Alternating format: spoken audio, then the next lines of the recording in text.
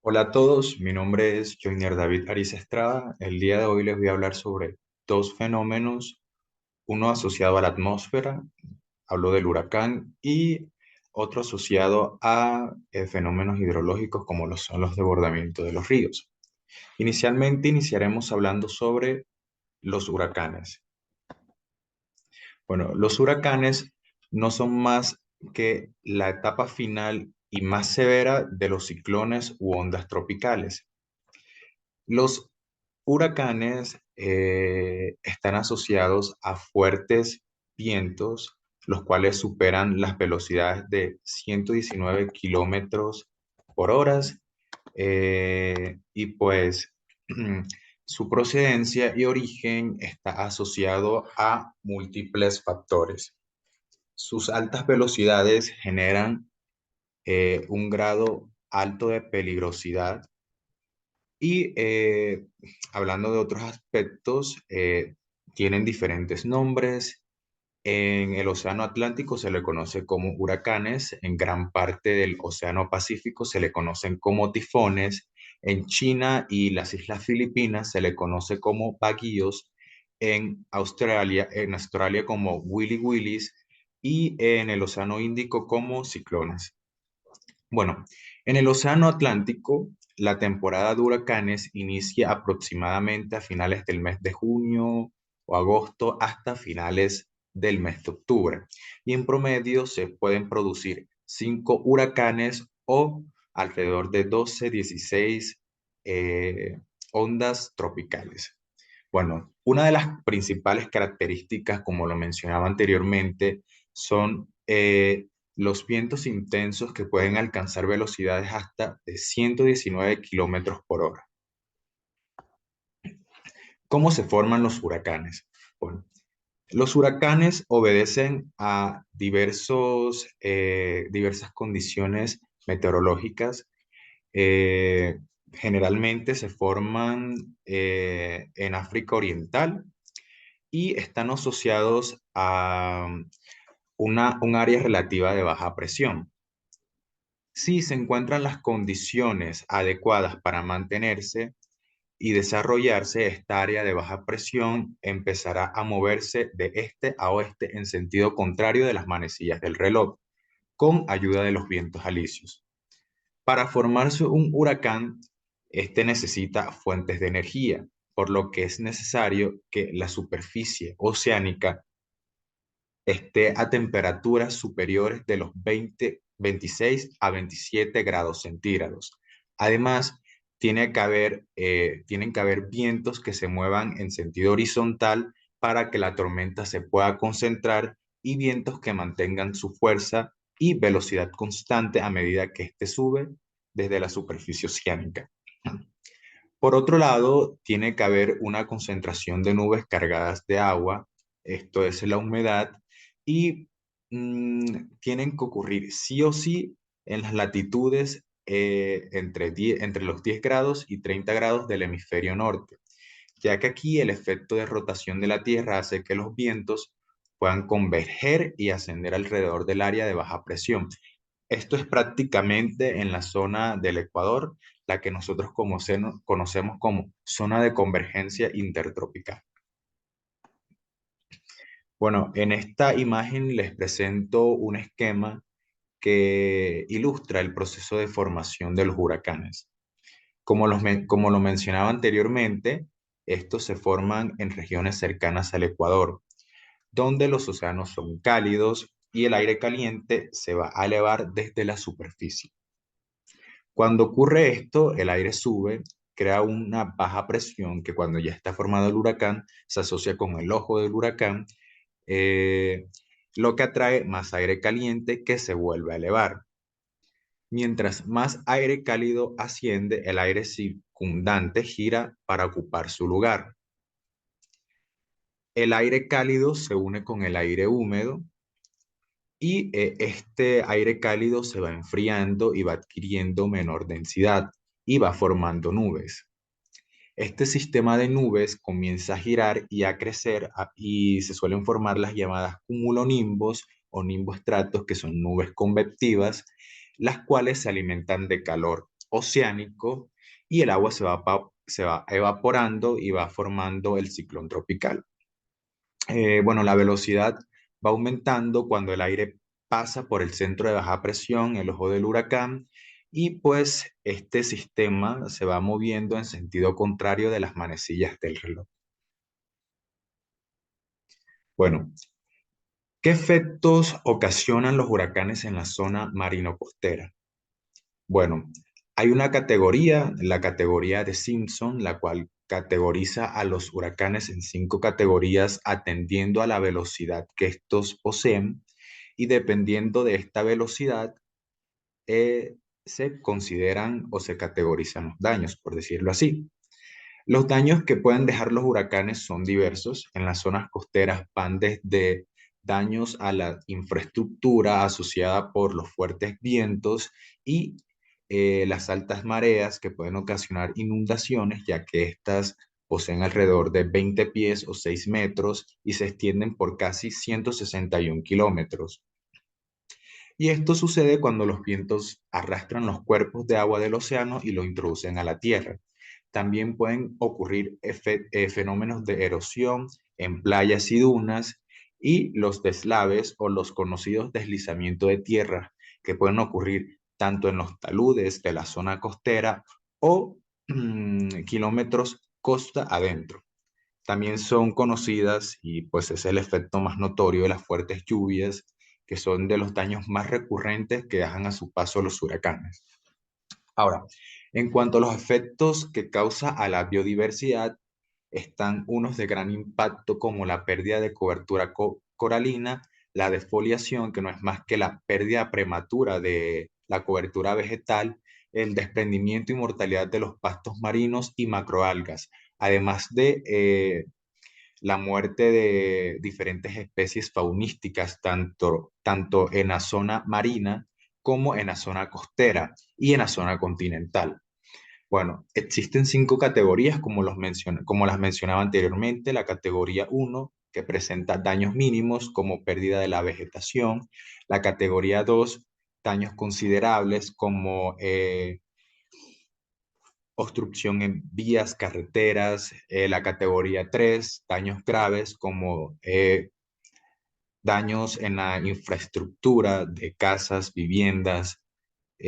Categoría 4, daños extremos como daño en edificaciones, hundimientos. Y la categoría 5 de daños catastróficos, que presenta aumento en las mareas. Bueno, aquí les presento un caso, es un caso ocurrido a nivel internacional. Se trata del huracán Katrina, que se considera como una de las peores catástrofes naturales ocurrida en los Estados Unidos de América. Este huracán ocurrió el 29 de agosto del 2005, tocando tierra en el estado de Luisiana a las 6:10 de la mañana, el cual embistió con fuertes vientos y lluvias a los estados de Mississippi, Alabama y Florida, pero la peor parte la llevó Nueva Orleans en el estado de Luisiana. Esta catástrofe ocasionó alrededor de 1.800 fallecimientos.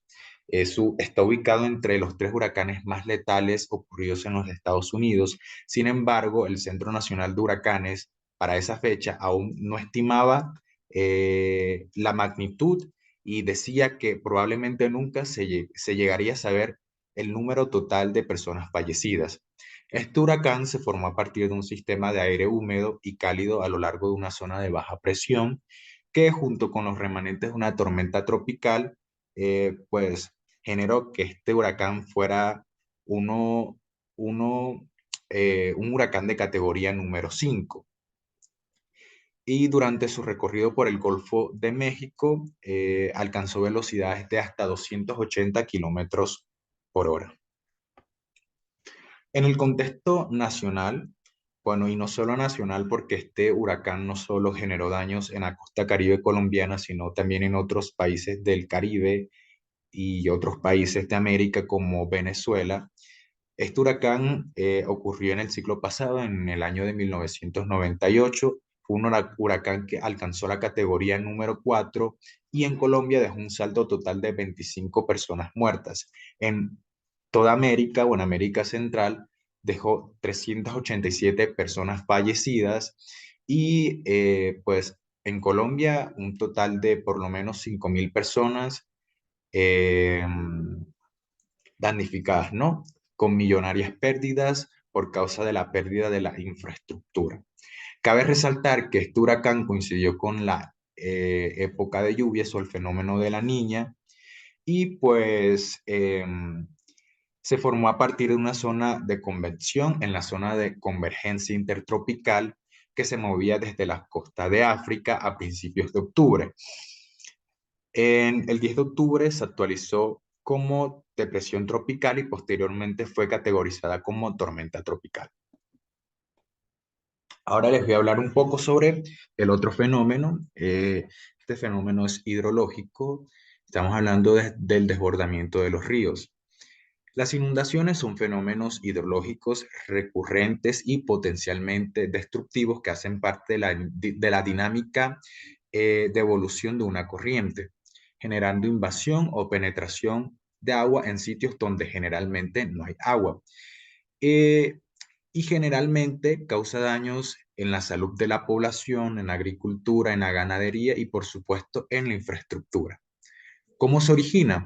Pues se origina principalmente por las lluvias persistentes y generalizadas en una determinada zona que genera un aumento progresivo en el nivel del agua dentro de un cauce, generando que éste se desborde y llegue hasta las orillas naturales, artificiales y ocasionando un desbordamiento y una dispersión de agua en las llanuras de inundación y en las zonas aledañas a los cursos donde normalmente, como lo mencionaba anteriormente, no hay agua o no están sumergidos.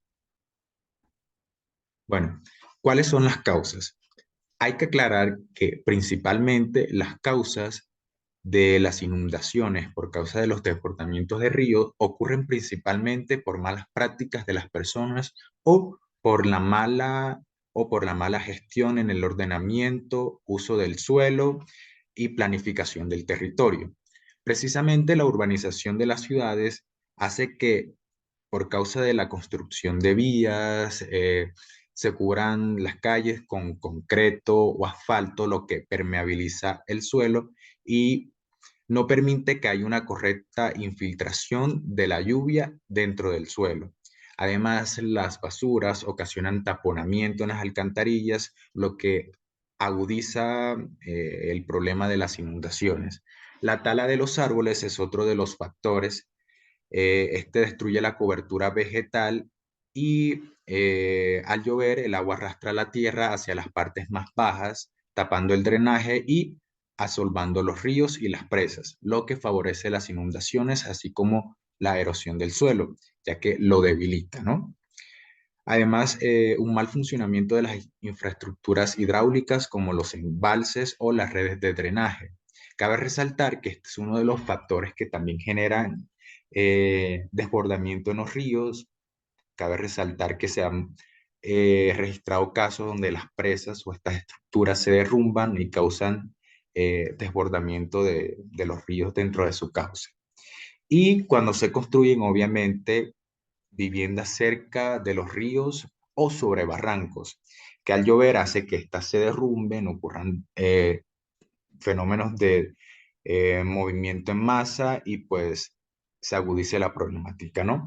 En la figura que está a la izquierda se presenta más o menos lo que ocurre cuando se construyen viviendas alrededor del cauce de un río y cuando ocurren fenómenos de deforestación o tala de árboles. Inicialmente está un río, su cauce normal, alrededor hay árboles, ocurren fenómenos de precipitación, pero no ocurre nada grave porque no hay viviendas. Cuando comienzan a construirse viviendas alrededor del cauce y comienzan a generarse fenómenos de deforestación, se producen las llamadas inundaciones, ¿no? Consecuencias. Las principales consecuencias son la pérdida de vidas, el daño a viviendas, a infraestructuras, edificaciones, centros hospitalarios, iglesias, etcétera.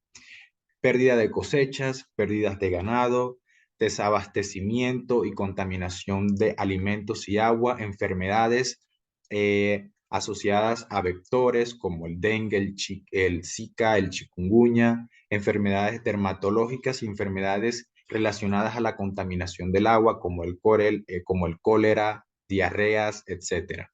La interrupción de los servicios básicos como el servicio de la luz, la energía y la interrupción de vías de comunicación como caminos, puentes, carreteras, etcétera. Y una de las consecuencias que mayor relación tiene con eh, las zonas costeras es precisamente el arrastre de sólidos como árboles, piedras y objetos que irrumpe la calidad de la zona costera y del agua del mar. Bueno, aquí les presento un caso relativamente reciente y una de las mayores tragedias ocurridas también en la historia, en la última década en Colombia. Hablo del desbordamiento del río Mulato, Mocoa y Sancoyaco en el municipio de Mocoa, departamento de Putumayo. Esta tragedia ocurrió en la madrugada del viernes 1 de abril del año 2017, cuando estos tres ríos se desbordaron y arrasaron con 17 barrios de la capital del departamento de Mocoa. Según Wire 2017, este desbordamiento provocó deslizamientos de sedimentos, causando la muerte de alrededor de 306 personas, incluyendo 92 niños. Ahora, según Corpo Amazonía, Mocoa se caracteriza por ser un municipio mayormente afectado por inundaciones y deslizamientos a causa de las crecientes de ríos provocados por lluvias, y el mal funcionamiento y operación incorrecta de obras de infraestructura hidráulica, que era lo que mencionaba anteriormente. Ahora, teniendo en cuenta lo anterior y respecto al uso del suelo, cabe resaltar que en esta zona se realizan actividades de agricultura, principalmente cultivos de yuca, plátano, maíz, piña y hortalizas, que según García 2018 esto ha generado deforestación en la montaña aledaña al municipio con el fin de expandir la frontera agrícola y la actividad ganadera. Finalmente les presento un caso que ocurrió en el Estado de México, exactamente en el municipio de Temascalingo, causado por el desbordamiento del río Lerma. Y ocurrió en la noche del 4 de septiembre del 2021, donde donde dejó un saldo total de una mujer muerta, inundaciones en el hospital, en varias casas, incluso en el panteón principal, lo que ocasionó que muchas tumbas se destruyeran y varios féretros quedaran expuestos al aire libre. El río Lerma se desbordó, lo que causó una inundación en numerosas calles del municipio de Mascalingo, en el norte del Estado de México, pero esto fue por causa no de lluvias, sino de la apertura de compuertas en la presa de Ixtlahuaca, ¿no? Cabe resaltar que esto también es uno de los factores, incluso ha ocurrido en nuestro país con la represa de Hidroituango, pero también estas infraestructuras por causa de lluvias generalizadas se han destruido y han ocasionado también inundaciones. Em, con esto finalizo la presentación. Muchas gracias.